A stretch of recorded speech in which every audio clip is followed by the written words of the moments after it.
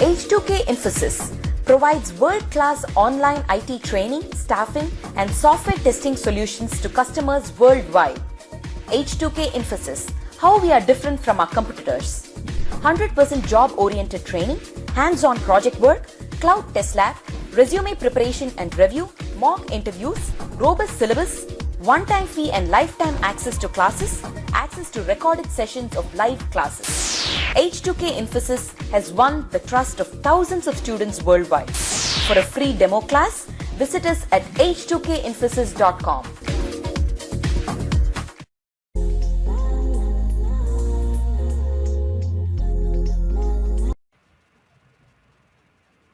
Now, in today's class, we are going to start with the virtual user generator. Okay. The first topic that we are going to discuss is protocols. Okay. Here, the general definition of for a protocol is simply a protocol means set of rules. Okay. A protocol means a general definition for a protocol is set of rules. And here, okay, let me say set of rules for proper communication. Okay, say for example here, if you want to have a healthy communication between you and me, we will be having like will be have a proper communication, right? Well, say when you join, probably you may say hi, I may say hello. It's a kind of a proper communication. Say you may ask say something like, say when did you going to share the class transcript? And for that question, I will properly reply that probably in 1 or 2 days I will share. Okay, and say you may ask one question like, no, when are you going to share videos? Again, I may say that no, probably in a day I'm going to share. So here we have some kind of a proper communication. You are asking something and I'm replying accordingly. Say for example, you are asking for material, class transcript. So I said that no, we don't have a class. So do we have any relation for that? You are asked something and I'm saying something else. So it means we have a communication, but we don't have a proper communication. Okay. So in simple terms, protocol means a set of rules for proper communication. So each type of application has its own communication. Okay. Generally, the communication between client and server is called as a protocol here.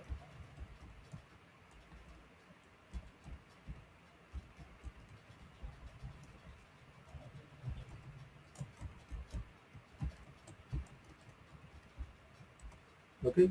Now, for example, here in our machine, a browser I can call it as a client. Okay, a browser I can call it as a client. And say here I'm trying to open a Facebook, or if I am trying to open some Amazon.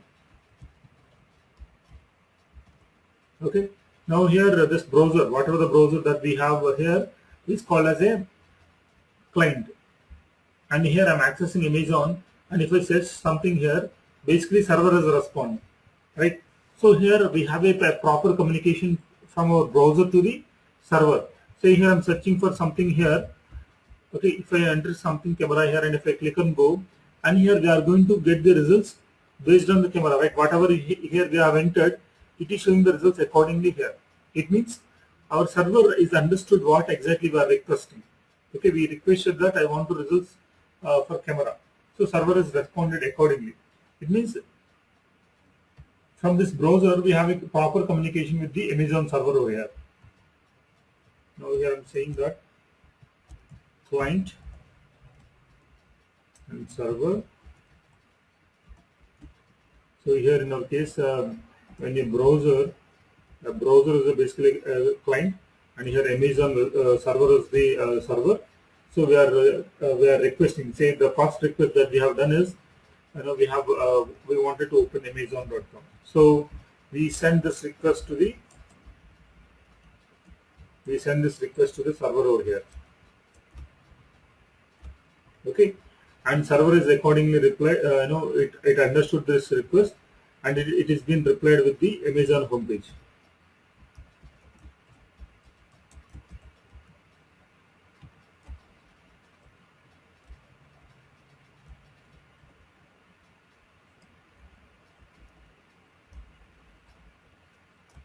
Okay. So here from the client, from the browser, initially here we have mentioned Amazon.com. Okay, here we typed it. Okay, so here we are mentioning this Amazon. When you click enter over here, basically this request send to the server. Okay, server understand that okay, he is requesting for Amazon homepage. So server is going to respond accordingly.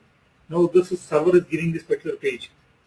Okay, say some server is down, or say some network is down. Are we going to get this page? No, right? We are going to get some kind of a blank page or some server not found, some page we would have get. It means server has responded properly over here. So we send from this browser we send a request saying that www.amazon.com, and Amazon server understood this particular request and it is responded accordingly over here. Okay. Now similarly, say here from the browser, I entered some camera, and again I send it to the request over here, and the Amazon server accordingly responded, and it is being given the camera result appropriate results over here, right?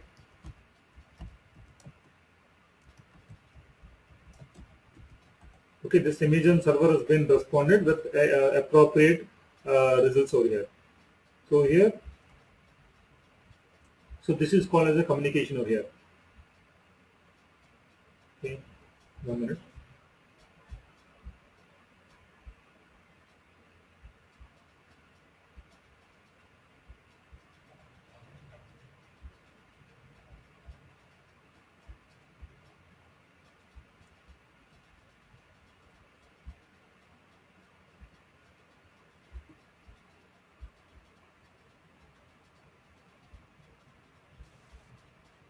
Okay, so here 1 minute.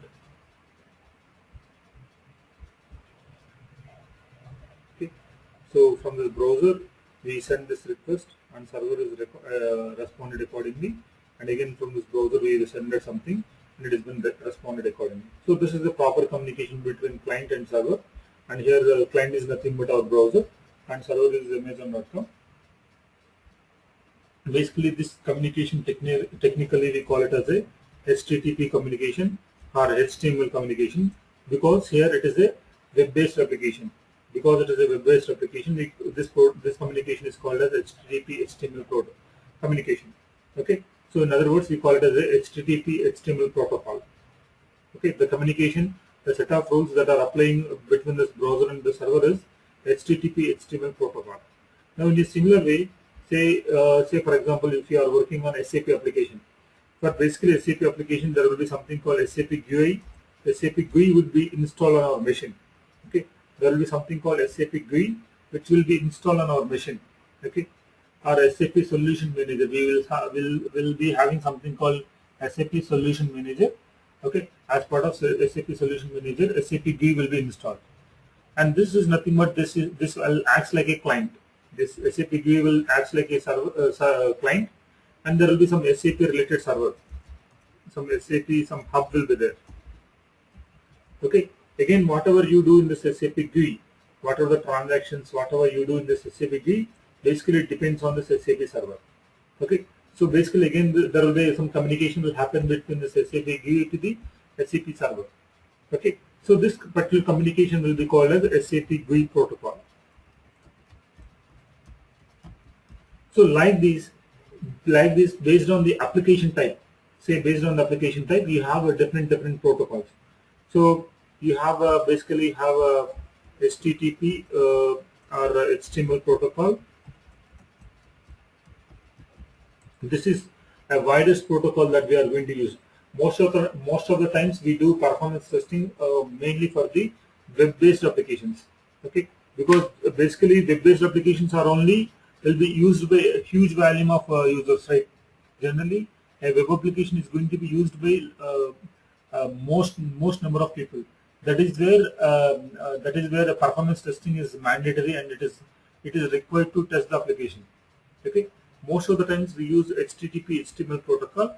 However, we are also having a SAP web protocol.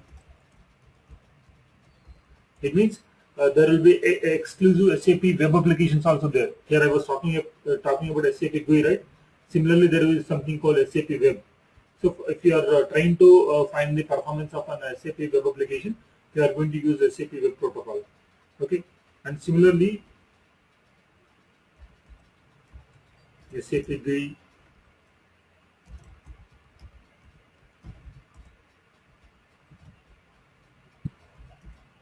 and terminal emulator protocol.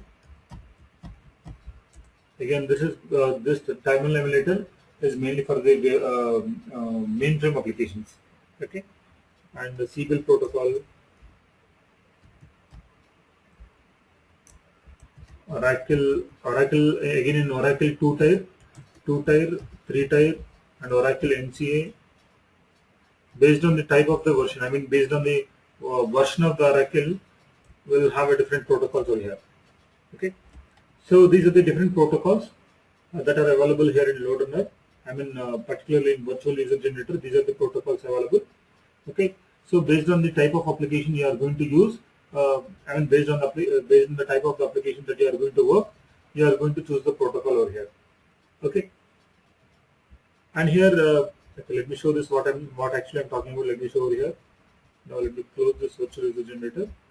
Here, as I said, no, it is preferable to open as a run as administrator.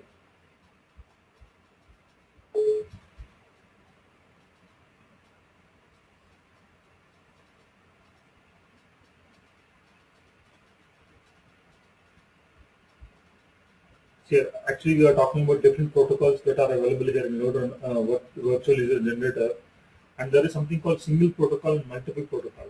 It means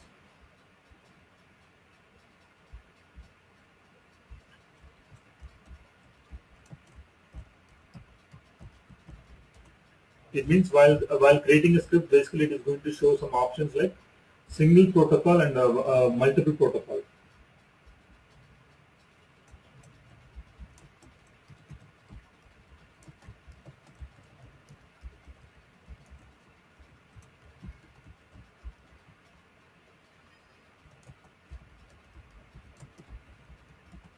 Okay, while creating the virtual user script, here I'm saying while creating the script, right?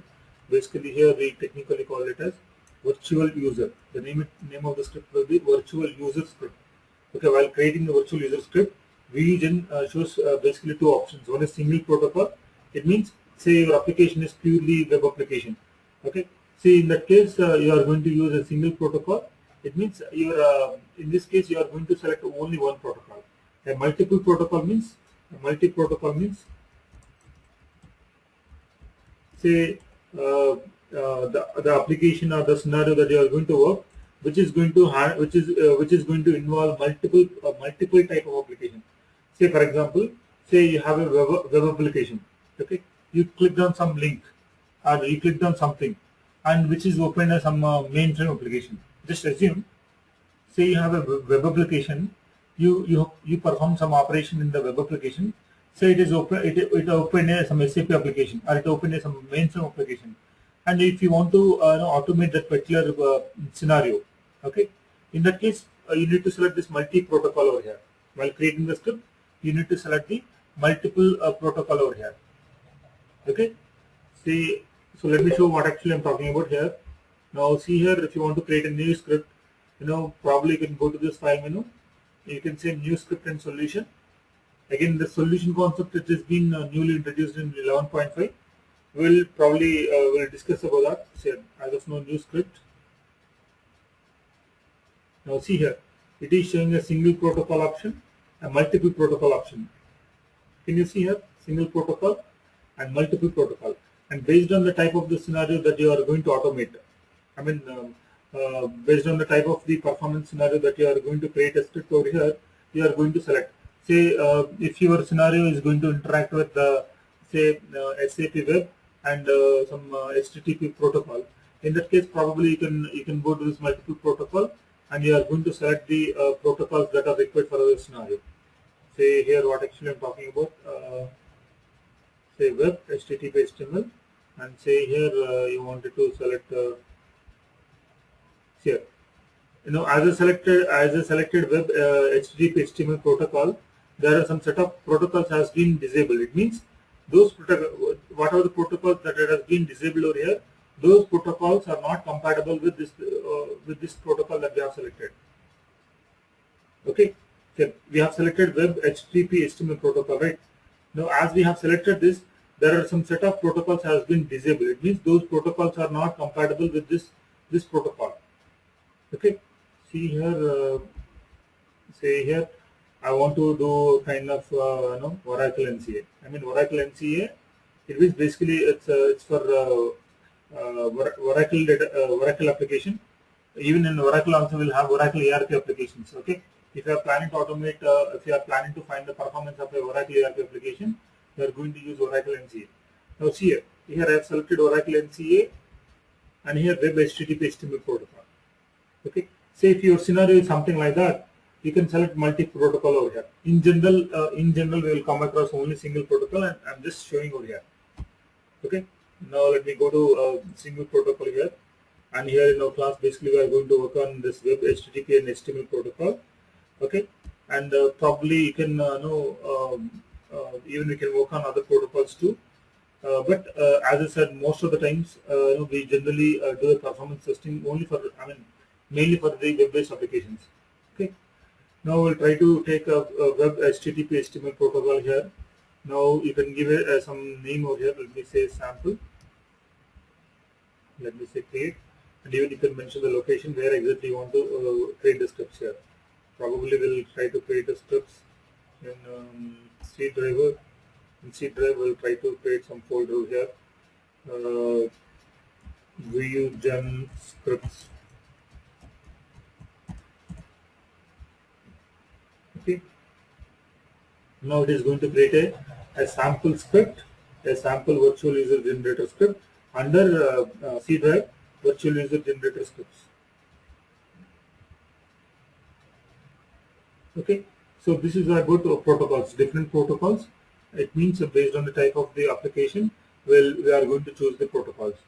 Okay, and we have a single protocol. It means based on your type of application, based on the type of a scenario that you are going to automate, you are going to choose the protocol. If one of the scenario, it is going to interact with both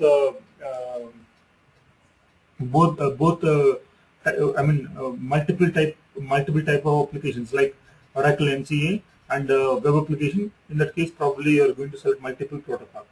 And here, let me talk about one more feature here. Excuse me.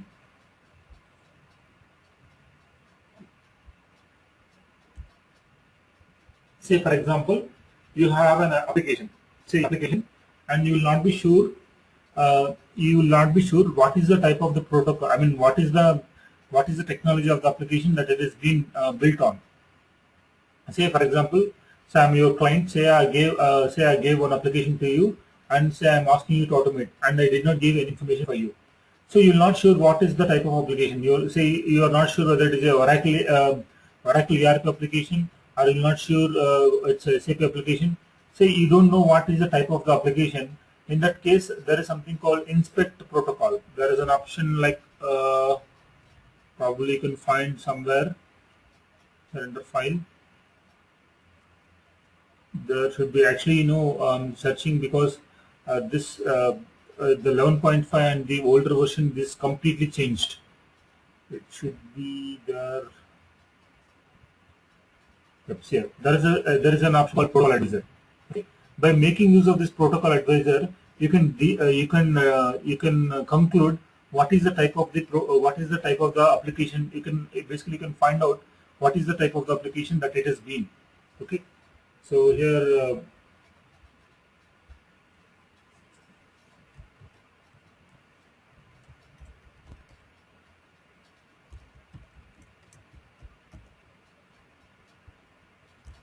okay, there is something called protocol advisor.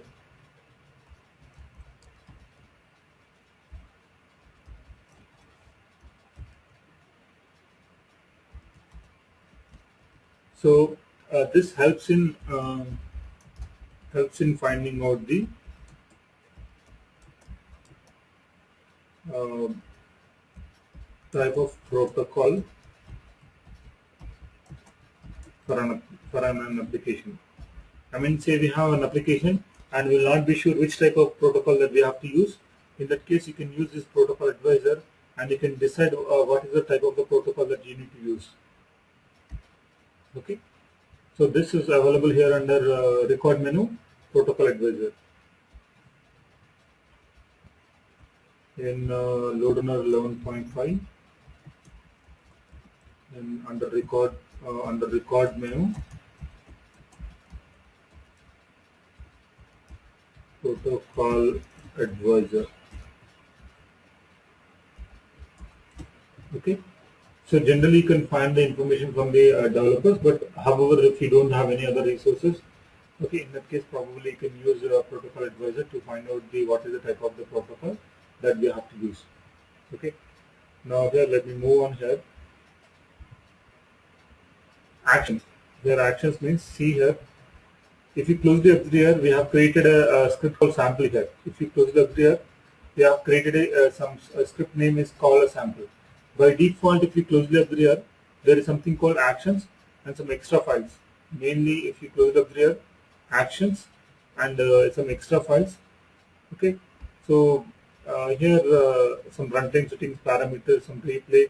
We'll come back to these things.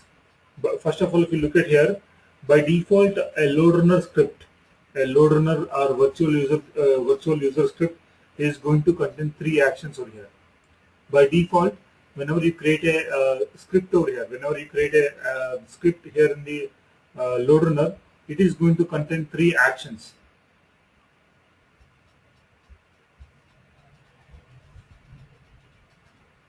Okay, here. 1 minute. We have been talking about the protocols, right? Let me take one. Let us do one thing.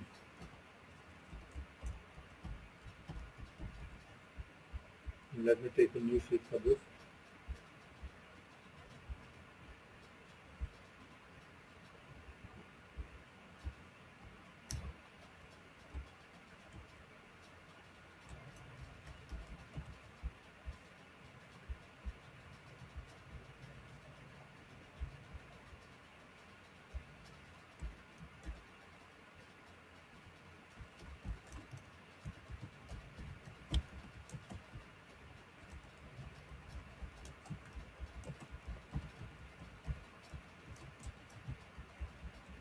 Okay, whenever you create a virtual user script, by default it is going to contain 3 actions.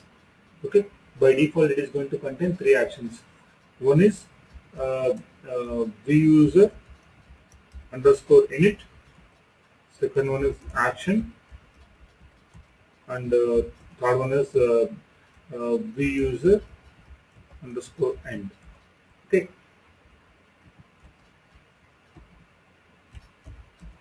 And the main purpose of this vuser init, I mean, it is just a suggestion. It is not a mandatory rule. Okay, it's just another provision only. It's just a provision. It is not a mandatory rule that you have to create like this.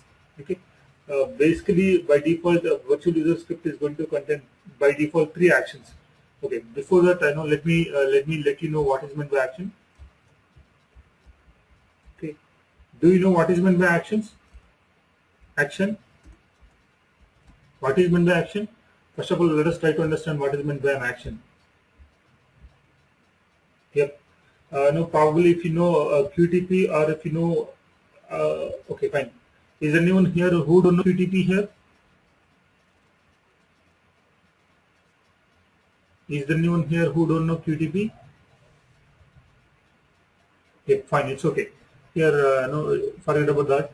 Here, in simple, action means some set of steps for a particular task.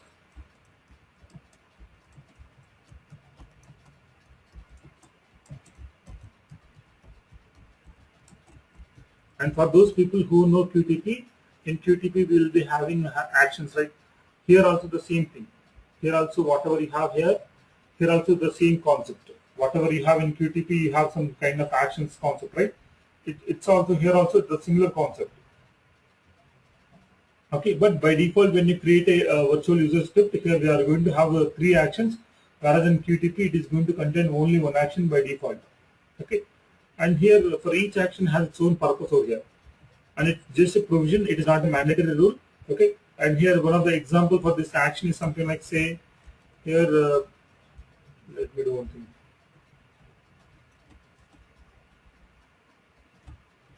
Okay, say for example for login, example for action will be like a login. So I'm simply saying a login, but a login may contain some set of steps, right? So it is something like, here whenever I want to log in, basically we wanted to open a browser, open the browser, okay, and then launch the URL, launch this www.amazon.com, okay, and then say enter. Say some click on login button, click on some login link, something, okay, and then enter username, enter password, okay, some click on sign in button. So whenever we say here simply login, say if I say simply login action, basically it is going to contain these steps, okay. All these steps together we call it as a login. Okay, all these steps together we call it as a login. Okay, simply calling it as a login action, but it's basically it is going to include these steps. Okay, together these steps will be called as a login. Okay, so in a similar way here, by default, when you create a virtual user script, it is going to contain three actions, and each action has its own purpose. Okay, has its own provision. See, basically the meaning of user underscore init is to maintain, is to keep the login logic. I mean login or launching of the application logic. Okay, login or some kind of init initialization kind of login. Launching an application, those kind of logic generally we are going to keep as part of user init. Okay, is to keep the login or launching the application. Okay, and here in the action, in this action, it is to keep the actual logic. I mean actual business purpose. Say here you want to send an email. Say for example you are creating a script for booking an order. Okay. Say here this user init may contain like opening a browser and opening this Amazon.com. And here as part of action, it may contain searching for an item, and then it will go for the credit card section and it is going to check out. Okay. So this action is going to contain like actual business related logic. Okay, is to keep the actual business related functionality.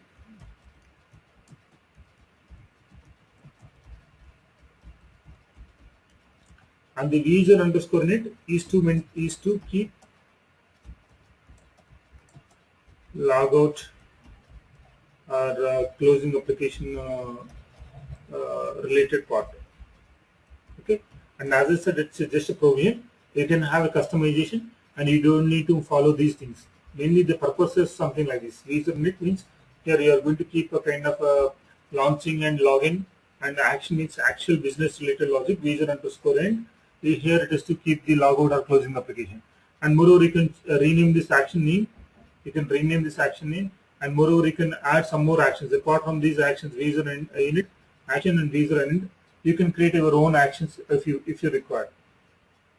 Okay. If you really require, you can create your own actions over here. Okay, and here again we don't have anything like reusable actions, non-reusable actions over here. Okay, we don't have any concepts like that. Okay, here I'm just saying, I was just trying to make you understand. It is similar to QTP, but in QTP you have something like reusable, non-reusable. Those kind of things will not be there here in LoadRunner, in Virtual User Generator. Okay, I've been talking about default actions. So default actions means these are the default actions: user init, action, and user underscore end. Okay, And if you close it up here, say if I double click on this user init, say it is showing user init, and this is going to be looks like. Generally, this user init, it's a kind of a function over here, user underscore init, and within brackets, and there is something called return 0. It is something like a function, and moreover, if you remember, I said in LoadRunner we are going to use a C language. Okay, so basically it is like a C language function. Probably we are going to discuss the basics of C also. You don't need to be expert in C. Okay, basics is enough. Even I know you really don't require you don't write much of C language over here. Okay, basically here we'll be understanding that we are going to use C language, but even we are not going to use much of C language. Okay, see for user init we have user underscore init, and for action we have action action, and user underscore end we have user underscore end over here. Okay, and by default it's been directly, we did not have any action, does not contain any logic over here. Okay, because here we just created a sample virtual user script, that's it. Okay, now here no, you can rename this particular action here. If you want to rename, just right click over here, you can say rename action. You can rename this particular action over here. Okay, say let me say search an item. Okay, you can rename it. What I mean, I think it is going to rename here. Okay, and not only rename, and moreover, if you want to add one more action here, you can do that. Okay, say here I want to add one more action. Right click over here, and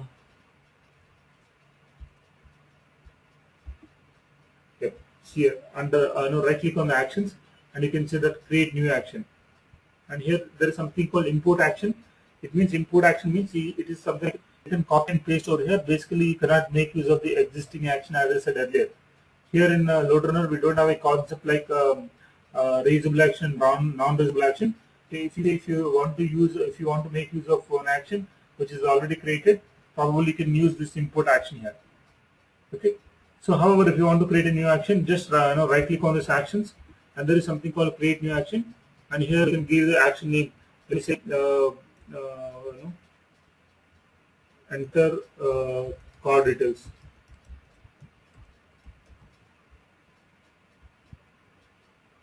Okay, so it has been such an item and enter card details, some kind of a sequence. It means not only the existing action, you can rename the existing action, and moreover you can create some more actions over here.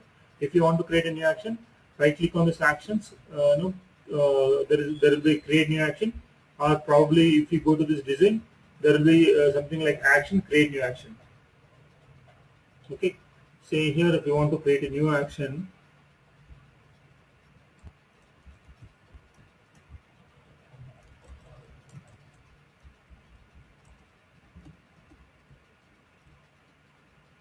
in LoadRunner 11.5 design menu, action, create action. Okay, so by using this you can create an action out here, create new action, and here you can give the action name over here.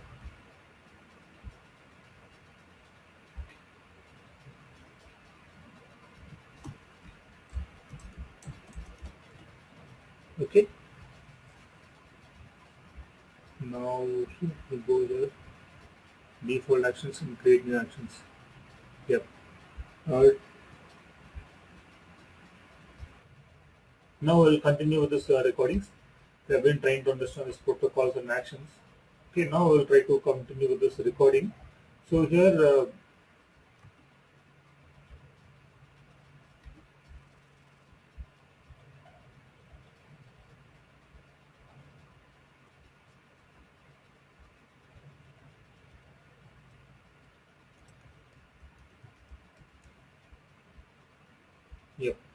in general, in advanced QTP classes, okay, I mean in general in QTP, I mean for functional automation testing, whatever the LoadRunner is basically for the performance automation testing. It is for the performance tool.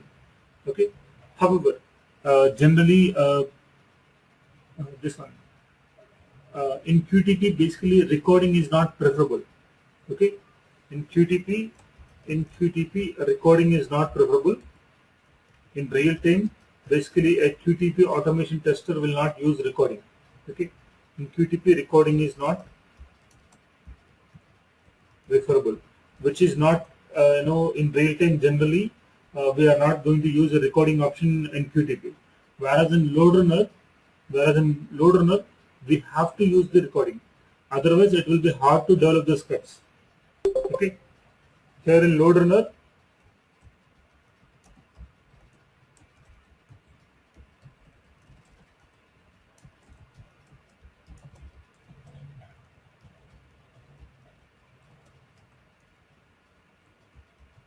okay, here in LoadRunner we have to use recording. Otherwise, it will be hard to develop the scripts. Okay, now see here. Let me take a new script here. Again, let me web HTTP, and here let me say my faster script.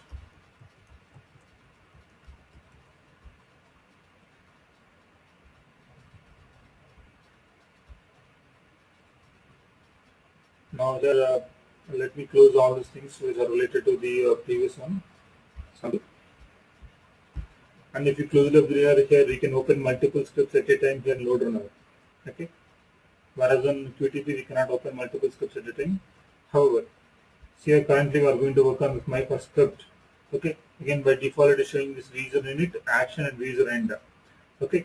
If you want to record something here, and as I said, here in LoadRunner, we have to use recording. Without recording, it will be harder to develop the script. Okay. Now here we are going to use this recording option. And moreover, if you remember, okay, fine. Here, in the protocol section, in the protocol topic here, I said there will be communication between this browser and this server, right? In general, there will be communication between the client and server. Okay. Here in the LoadRunner, and particularly in the GUI generator, whenever you say recording, it is going to record the communication between this LoadRunner, this client and server. It is basically going to record the communication between the client and server. I mean, what is the what client is sending? I mean, what is the request is being sending to the server? What is the response is getting from the server? Okay, those kind of conversation will be monitored, and it is going to be recorded as part of a script. Okay. Okay, I think you are getting what I'm saying. It is basically a client and server here. Generally, LoadRunner here in virtual user generator, it is going to record the communication between the client and server. Okay, whatever client is requesting and whatever the server is responding, those communication will be recorded as part of virtual user script. That is the reason I am saying here we have to use recording. Without recording, if you try to write the logic without recording, we will not show what the client is sending. Okay, client is going to send the request in one of the format, and server is going to send the response in one format, and we will not be sure what actually client is sending, what server is going to send. So that is the reason we cannot write the script without recording. We have to use the recording because there is some communications happening between the client and server. Okay. Now see here, if you want to record, probably you can go to the record menu, and there is a record option. Or here, if you see here a red color round button, just by clicking on this also you can record. Okay. Now here, when you click on this record option, this is going to show a recording, some options over here. Okay. Now here, record into action. Here, if you see here, by default we have three actions, right? User init, action, and user end. So here you have three actions. So to which action you want to record? I mean, whatever the things that you are going to record, the things, whatever it is going to be recorded, to which action you want to record. By default, it is being showing as action. It is preferable to select user init. As I said, generally opening the applications, logging to the application, generally it is going to be recorded as part of user init. Okay. So in general, whenever we are going to open the application, it might be open application, it might be login. So generally we are going to record as part of user underscore init action. Okay. What is the application type that you are going to record? Is it a web application? Is it going to be Windows? Here, if you remember, we have selected HTTP HTML protocol. Okay. Here I'm selecting web, and here application to record. Under which type of application you want to record? Here I want to record on Internet Explorer. That is the reason I'm selected Internet Explorer. And what is the type of application that you are going to record? Say you want to record on Google, or you want to record on eBay, or you want to record on Amazon. Under which what do you say? Under which application you are?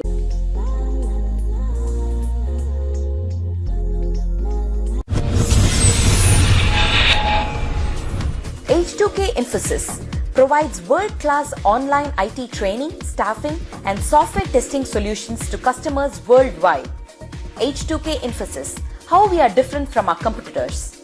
100% job-oriented training, hands-on project work, cloud test lab, resume preparation and review, mock interviews, robust syllabus, one-time fee and lifetime access to classes, access to recorded sessions of live classes. H2K Infosys has won the trust of thousands of students worldwide. For a free demo class, visit us at h2kinfosys.com.